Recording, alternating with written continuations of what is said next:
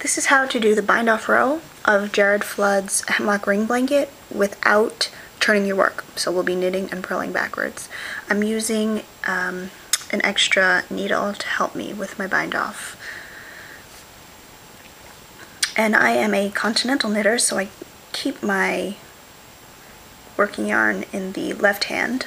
And if you were to watch the knitting backwards from the wrong side, it would look as if I were English knitting, because I'll be throwing my yarn.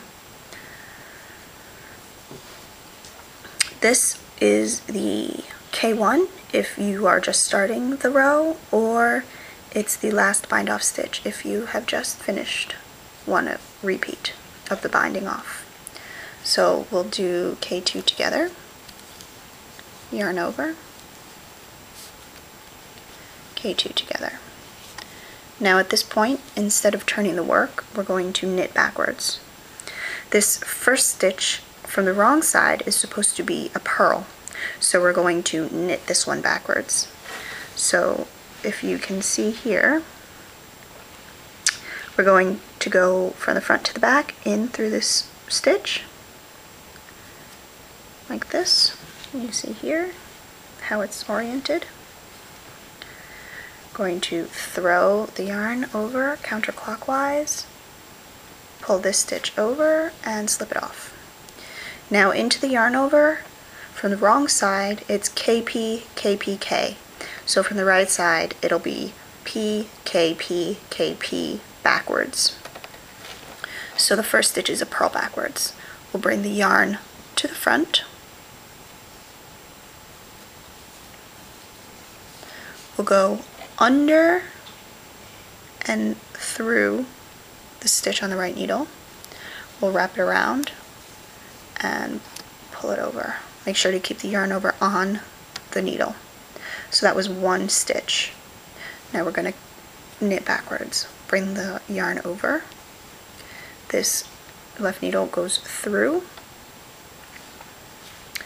wrap it around and over. That's two stitches into the yarn over. We'll bring the working yarn to the front for a purl backwards. The left needle goes under and through, wrap the yarn around and over. That's three. Bring the yarn to the back, goes through, wrap it around and over. That's four. We'll bring the yarn to the front. The left needle goes under and through, wrap it around and over, and now we can slip it off. That's five.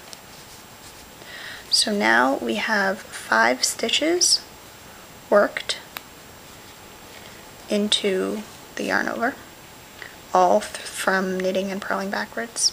Now I just brought the working yarn to the back so that we can knit this stitch backwards. Goes through, around, over, off, and slip this one.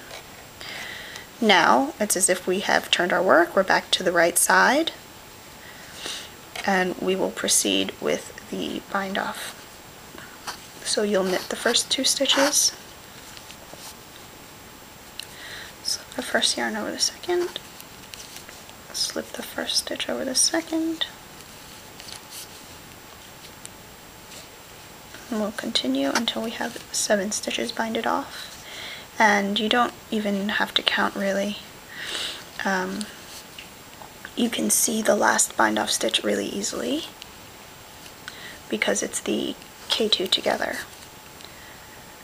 and it also has a very large space. If you see here, there's a really large gap here, and this is the K2 together.